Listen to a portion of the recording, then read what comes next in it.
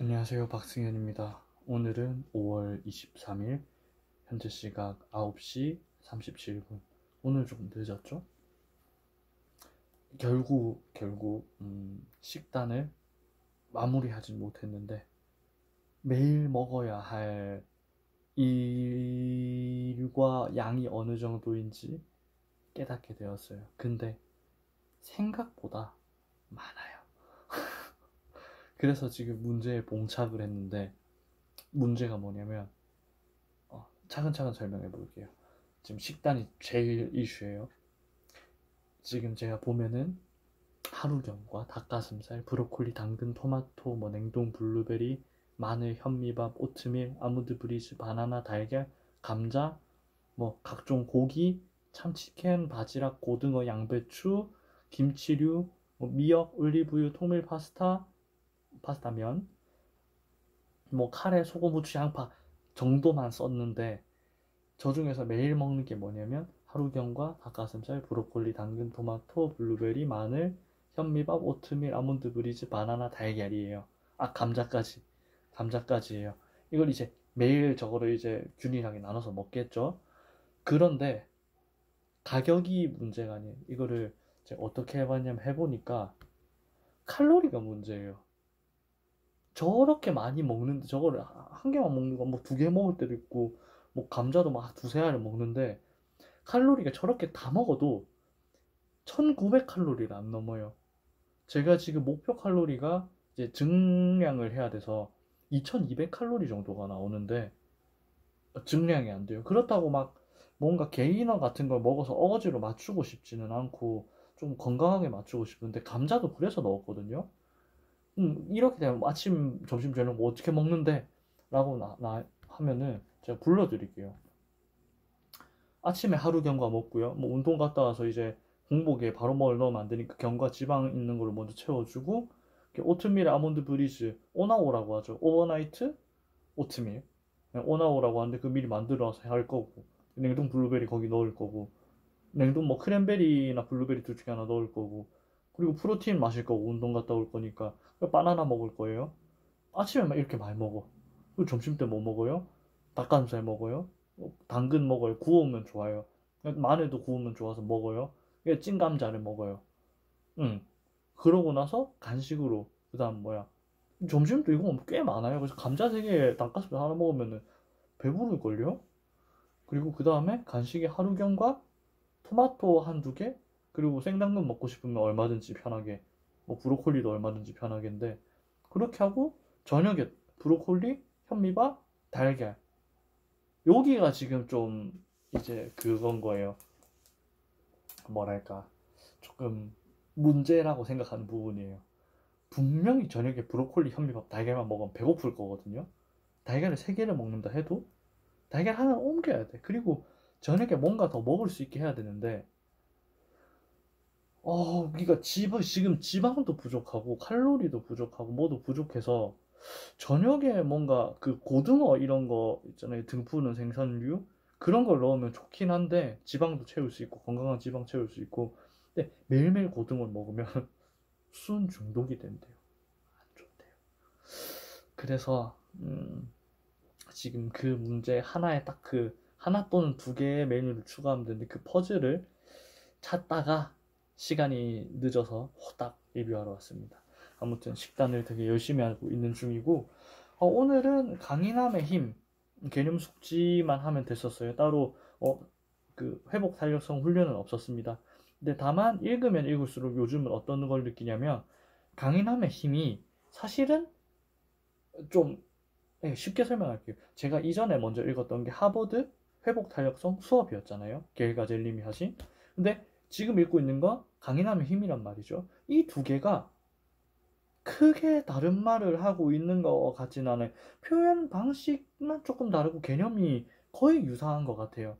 근데 어떻게 생각하냐면, 하버드 회복 탄력성 수업 자체는, 이거는 좀 쉽게 일반인을 대상으로 만들어 놨어요. 잘 모르는 사람도 보고 따라할 수 있게.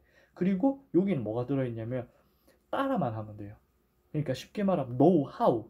어떻게 해요 그거? 그게 좋은 거는 그래, 둘 다 설득을 하고 있어. 근데 얘는 좀 어떻게 해요 그거를? 그러면 이렇게 하세요 하면 따라할 수가 있어. 근데 얘는 좀 뭐냐면 no what이야. 그게 뭔지, 네가 지금 하고 있는 그 명상이나 이런 행위들이 어떻게 하는 거고, 그걸 왜 해야 되고, 그 이유가 뭐고, 좀 더 세부적으로 우리 뇌가 어떻게 움직이고 어떤 거가 있고, 과거에 어떤 구시대했던 강인함에 이런 건 틀렸고 지금 이게 맞는데, 그러려면 이런 걸 해야 되는데, 이런 걸 왜 하냐면 이게 뭘 하는 거냐면, 이렇게 해서 쭉 한 큐로 다 설명을 해주는, 그게 좀 강인함의 힘이에요. 그러니까 약간 어드밴스드, 그러니까 중급자 과정인 것 같고, 하버드 회복 탄력성 수업은 약간 초급, 이제 비기너들, 이쪽 이렇게 나뉘는 것 같아요. 그리고 제가 잘 때 종종 읽는 그 의미의 지도가 이 제일 상위에 있는 느낌? 훨씬 더 어려워요. 정말 어려워서 저도 진도가 잘 안 나갑니다.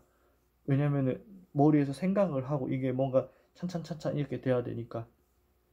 근데 오히려 어떻게 생각해보면 운이 좋은 것 같은데, 의미의 지도 읽어가면서 여기서 어려운 말들을 강인함의 힘에서 조금 풀어내고, 강인함의 힘에서 조금 풀어내니까 그거를 이제 회복 탄력 수업에서 읽었던 것들은 내용을 기반으로 한 훈련들을 이행함에 있어서 이해도가 훨씬 더 높은 것 같아요. 그게 사실 강인함의 힘의 핵심이잖아요. 사람들을 막 엄청난 힘든 뭐 정시험 캠프라고 하는데 한국어 하면 해병대 캠프쯤 되겠네요.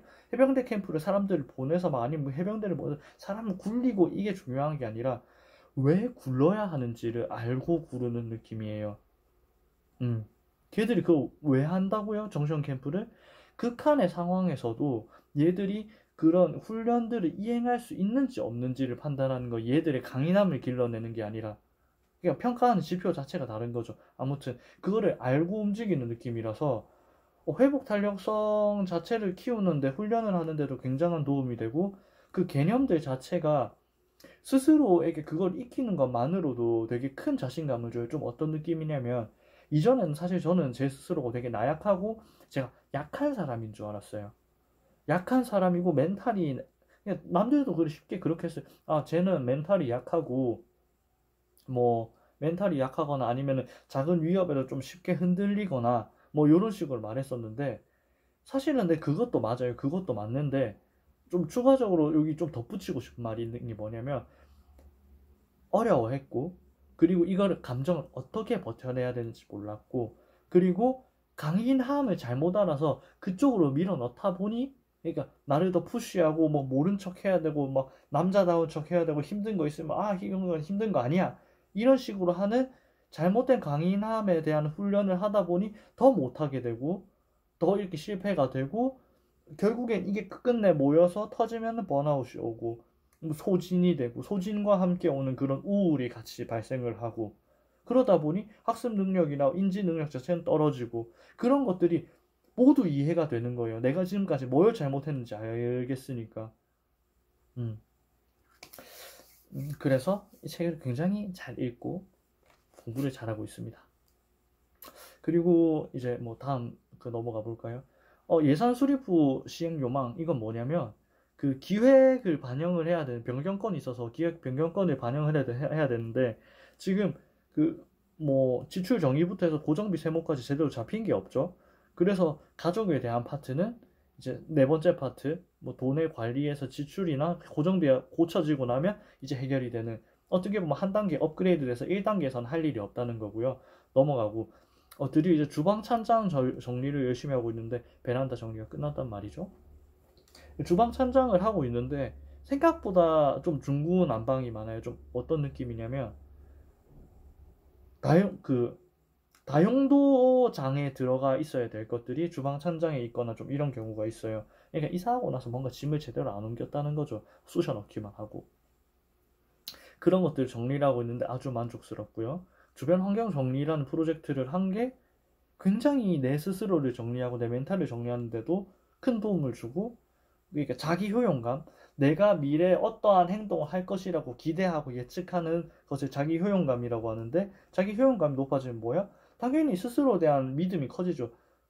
그렇지 않겠어요? 내가 나중에 뭔가를 할지 못할지에 대한 확신이 없는 사람이 스스로에 대한 기대가 되나? 신뢰가 되나? 안 될 거 아니에요. 내가 나를 못 믿는 거지. 그러니까 내가 나를 믿게 함으로써 자기 효용감도 좋아지고 자존감도 높아지고 자신감도 생기고 좀 요런 느낌이에요. 아주 긍정적인 순환을 하고 있고 어제 10시 숙면을 못했어요. 지금도 9시 47분이라서 간당간당한데 늦겠죠 당연히 업로드하고 자면. 그래서 그걸 못했고 아무튼 10시 숙면을 해야 되는데 어제 못했어요. 아마 내일도 못하는 걸로 돼 있겠네요. 대신 기상은 잘 해보도록 노력하겠습니다. 애쓴다고 되는 게 아닌 건 알지만 그래도 애는 써봐야죠. 그리고 지출부터 해서 돈 관리는 아예 다 못했고요. 아까 이전에 말씀드린 식단에 관한 부분 조금 더 갈무리를 해놓고 숙면을 취해도 될 것 같습니다. 네. 식단이 정말 어려워서 쉽게 끝나지 않을 줄 알았는데 확실히 시간을 투자한 만큼 충분히 잘 해결이 되고 있고요.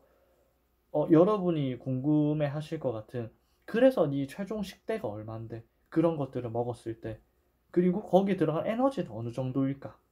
왜냐면 음식을 완제품이 아니니까 뭐 손질을 하거나 사거나 뭐 조리를 하거나 해야 될 거 아니에요. 그런 거에 들어간 에너지나 시간이나 이런 것도 한번 정리해서 같이 알려드리면 좋을 것 같습니다.